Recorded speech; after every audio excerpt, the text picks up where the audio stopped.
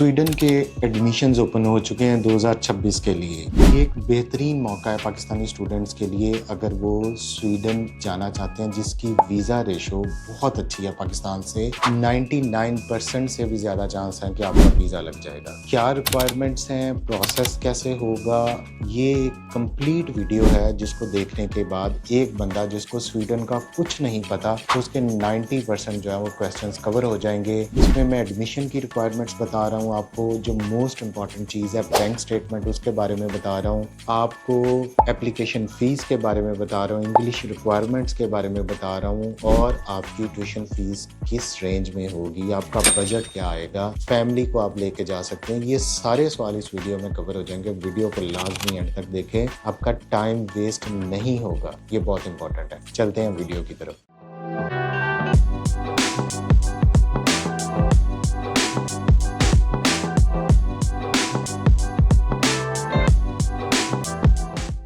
Video शुरू करने से पहले बता दूं कि वीडियो को पूरा देखने के बाद आपके माइंड में कोई क्वेश्चन आता है तो आप वीडियो के नीचे कमेंट करें। इसके अलावा स्क्रीन के ऊपर आपको ये जो 2 नंबर आ रहे हैं इन पे भी आप हमारी टीम से रब्ता कर सकते हैं। टीम आपको ज़रूर रिप्लाई बैक करेगी। अपना व्हाट्सएप पे जाके टेक्स्ट मैसेज छोड़ दें तो आपके जो भी क्वेश्चन हुए उसका रिप्लाई ज़रूर करेगी। टाइम लगेगा क्योंकि बहुत ज़्यादा क्यूरीज होती हैं, लेकिन रिप्लाई सभी को मिलता है, ठीक है। और यहाँ पे वीडियो के नीचे कमेंट्स का मैं खुद रिप्लाई करता हूँ। तो अब चलते हैं स्वीडन की तरफ। स्वीडन एक बहुत अच्छी डेस्टिनेशन है, स्कैंडिनेवियन कंट्री है, यूरोप के अंदर हाई इकोनॉमी है। स्टॉकहोम जो इसका कैपिटल है, अगर वहाँ की बात करें, वहाँ पे हर बंदा ऑलमोस्ट इंग्लिश बोल लेता है। इकोनॉमी वाइज बहुत स्ट्रांग है। यहाँ पे आपको एक बड़ी पुरसुकून लाइफ मिलेगी। आपकी सेटलमेंट का कोई भी डिफिकल्टी नहीं है। ये आपको पीआर देता है, ये आपको पासपोर्ट भी देता है। सबसे जो अच्छी चीज़ है स्वीडन के हवाले से वो इसकी इस टाइम पे वीज़ा रेशो है जो मोर देन 99%। और इसकी रीज़न ये है कि अगर स्वीडिश यूनिवर्सिटी ने आपको एडमिशन दे दिया तो इनकी एम्बेसी को इतना एतबार है कि ये बच्चा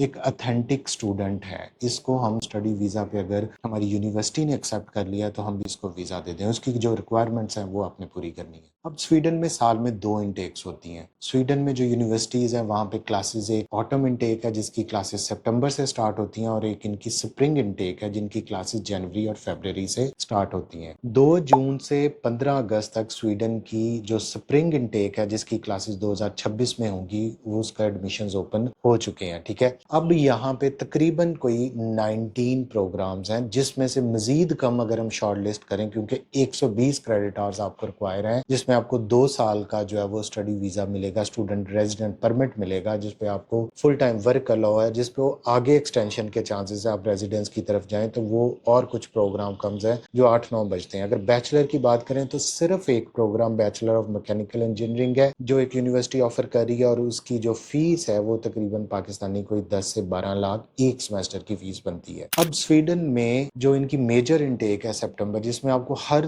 तरह का सब्जेक्ट मिलेगा, उसके एडमिशन जो है वो जनवरी में स्टार्ट होते हैं और वो तकरीबन मिड फरवरी में खत्म हो जाते हैं। अभी इस टाइम पे जो लिमिटेड सब्जेक्ट्स अवेलेबल हैं, इस पे ऑलरेडी हमारे एक चैनल पे वीडियो भी अवेलेबल है और मैं नीचे डिस्क्रिप्शन में लिंक भी दे दूंगा जहां से आप जाके क्रॉस वेरीफाई कर सकते हैं कि कौन से प्रोग्राम्स अवेलेबल हैं। अब एडमिशंस की रिक्वायरमेंट्स में आपका प्रीवियस, अगर आप बैचलर में एडमिशन लेना चाहते हैं तो आपकी एफएससी कंप्लीट हो, आपका एफए कंप्लीट हो, आपका आईसीएस कंप्लीट हो, जो भी आपकी इंटरमीडिएट लेवल की एजुकेशन है वो कंप्लीट हो। अगर आपने डीएई किया है फिर भी आप एलिजिबल हैं। अगर आपने 2 साल का एसोसिएट डिग्री की है आफ्टर एफए तो वो भी, उसके लिए भी आप बैचलर के लिए एलिजिबल है। अब अगर मास्टर की बात करें तो आपकी 4 इयर्स का बीएस ऑनर्स होना चाहिए पाकिस्तान से। 2+2 डिग्री भी स्वीडन के अंदर एक्सेप्टेबल है जिन्होंने 2 साल का बैचलर किया, 2 साल का मास्टर्स किया। अब यहाँ पे जो ट्रिकी जनरल एलिजिबिलिटी क्राइटेरिया है उसमें कैम्ब्रिज टेस्ट है, उसमें ऑक्सफोर्ड नहीं है, उसमें आइल्स है जिसमें आपके 6.5 नॉट लेस देन 5.5 आपको रिक्वायर्ड है। और अगर कुछ प्रोग्राम्स हैं जिसमें स्वीडिश इंग्लिश लेवल 7 रिक्वायर्ड है, उसमें आपका आइल्स का बैंड 7 होना चाहिए, नॉट लेस देन 6 किसी भी बैंड में। ये कुछ स्पेसिफिक प्रोग्राम रिक्वायरमेंट्स हैं। फॉर एग्जांपल इंग्लिश के प्रोग्राम्स हैं, पॉलिटिकल साइंस के प्रोग्राम हो सकते सकते हैं, उनकी रिक्वायरमेंट समटाइम्स इंग्लिश की ज़्यादा होती हैं। अब यहाँ पे बात करें पीटीई की, तो पीटीई का आपका 62 नॉट लेस देन 61, और अगर टॉफल की बात करें तो उसमें आपका जो राइटिंग का स्कोर है वो 20 से कम नहीं होना चाहिए। ओवरऑल 90 भी आपका टॉफल का एक्सेप्टेबल है, जो इक्विवेलेंट होगा आपके आइल्स के 6.5 के या आपके पीटीई स्कोर के। और इसके अलावा जो लेवल 7 है वहाँ पे आपको 100 जो है वो टॉफल का स्कोर रिक्वायर्ड है। टॉफल आईबीटी एक्सेप्टेबल है, जो पाकिस्तान से अनफॉर्चुनेटली डन बेस पे भी हो जाता है, जिसमें सिर्फ स्पीकिंग का पार्ट आपने खुद करना है, बाकी कोई बंदा आपकी जगह पे बैठ के कर सकता है। स्वीडन में अप्लाई करने के लिए आप इनका एक पोर्टल है जहां से हम इनको अप्लाई करते हैं। किसी भी कंसल्टेंट के पास इसकी यूनिवर्सिटीज पैनल पे नहीं होगी। जो कहता है कि हमारे पोर्टल पे है वो झूठ बोल रहा है आपसे। यहाँ पे आपने जब अप्लाई करना है आपको एक एप्लीकेशन फीस रिक्वायर्ड है, जिसपे आप 4 यूनिवर्सिटी या 4 प्रोग्राम्स को प्रायोरिटाइज कर सकते हैं। एप्लीकेशन फीस की अगर हम बात करें तो पाकिस्तानी पैसों में तकरीबन 30,000 के करीब बनती है, जो आपने पे करनी है। उसके बाद आपकी जो डेडलाइन है एप्लीकेशन की वो 15 सितंबर है, और 1 सितंबर 2025 तक आपको अपने अटेस्टेड डॉक्यूमेंट्स अपने वहां पे प्रोवाइड करने होंगे। अटेस्टेड डॉक्यूमेंट से सुन लें, आपके अगर आप बैचलर में अप्लाई कर रहे हैं तो आपकी मैट्रिक और इंटरमीडिएट की सनद, जिसके ऊपर मार्क्स भी मेंशन है, वो आपने पहले बोर्ड से अटेस्ट करवानी है, फिर आईबीसीसी से करवानी है, और इसके बाद मोफा से आपने उसको एपोस्टाइल करवा लेना है, जो एक सनद है जो सारे कंट्रीज में आपकी एक्सेप्टेबल है। अगर मास्टर्स में जा रहे हैं तो आपके इसी तरह मैट्रिक और एफएससी के, और इसी तरह आपको बैचलर की डिग्री और ट्रांसक्रिप्ट पहले एचईसी से वेरीफाई होगी, फिर आपकी जो मोफा है वहां से उसका एपोस्टाइल भी, उसकी स्टैंप जरूरी है। ये जो डॉक्यूमेंट्स हैं ये आपने हर सूरत 1 सितंबर तक यूनिवर्सिटीज को प्रोवाइड करने। इसके बाद यूनिवर्सिटीज आपको वैल्यूएट करेगी, कुछ आपका इंटरव्यू भी ले सकती है, मोस्टली इंटरव्यूज नहीं होते, और आपको 2 अक्टूबर को जो अपने रिजल्ट्स को अनाउंस करेंगी। उसके बाद आप वीजा प्रोसेस की तरफ जा सकते हैं। अब एडमिशन की एलिजिबिलिटी आपने सुन ली, उसमें इंग्लिश टेस्ट के बगैर, अब जो बच्चे कमेंट कर रहे हैं कि सर जी विदाउट आइल्स हो जाएगा, तो ऐसा कोई पॉसिबिलिटी नहीं है। इंग्लिश टेस्ट होगा, आइल्स होगा, यही स्कोर होगा। अगर आइल्स कम है, 5.5 है, 6 है,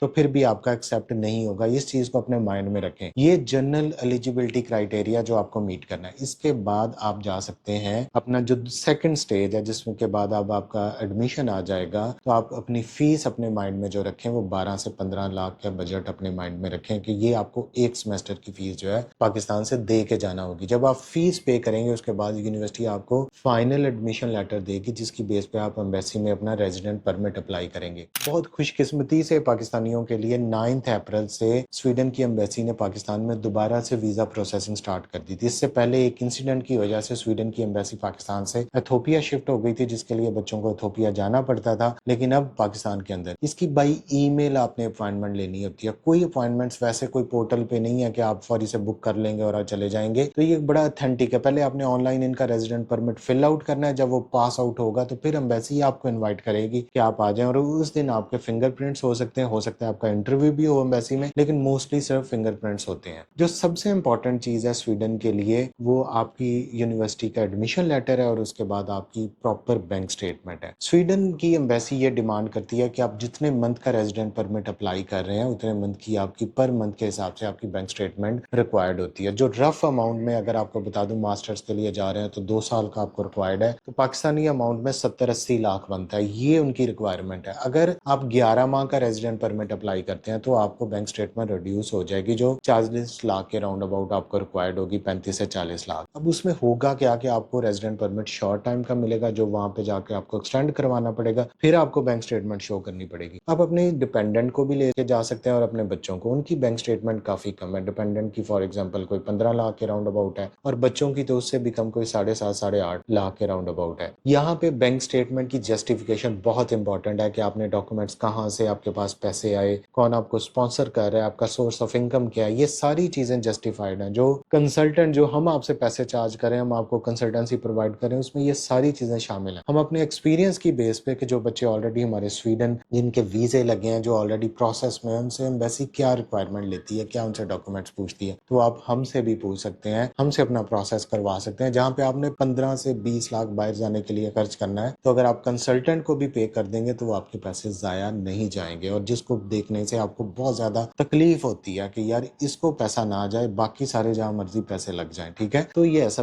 पॉसिबल नहीं है, हमने यहाँ पे कोई खैराती अदारा नहीं खोला हुआ, हम पैसे चार्ज करते हैं, आपको कंसल्टेंसी आपकी सर्विसेज़ प्रोवाइड करते हैं। और एक बात याद रखें, यूरोप का कंसल्टेंट को भी 100% आपको खुश नहीं कर सकता, वो इसलिए कि इसमें एडमिशन्स की भी रिक्वायरमेंट टफ है, वीज़ा रिक्वायरमेंट भी टफ है। यूके ऑस्ट्रेलिया की बात करते हैं, उसमें तो आपका डन बेस पे एडमिशन आता है, आपको हर सूरत में यूनिवर्सिटी एडमिशन देती है। लेकिन यूरोप का प्रोसेस थोड़ा सा डिफरेंट है, ट्रिकी है, इसलिए बहुत ज़्यादा कम कंसल्टेंट इसको करते हैं। जो करते हैं वो भी अब आपके सामने है। तो अगर आप भी स्वीडन का प्रोसेस हमसे करवाना चाहते हैं और एक ऑथेंटिक इन्फॉर्मेशन के साथ, जेन्युइन इन्फॉर्मेशन के साथ जाना चाहते हैं, तो आप हमसे राब्ता करें, हमारी टीम आपको ज़रूर गाइड करेगी। हमारे सर्विसेज चार्जेस हैं, हमारा एग्रीमेंट है प्रॉपर, जिसको आप रीड आउट करेंगे, उसके बाद आप हमें पैसे पे करेंगे और फिर आपका प्रोसेस स्टार्ट होगा। तो स्वीडन को मिस ना करें, ये एक गोल्डन अपॉर्चुनिटी आपके लिए, अगर आप यूरोप जाना चाहते हैं, अपने बीवी बच्चों के साथ सेटल होना चाहते हैं।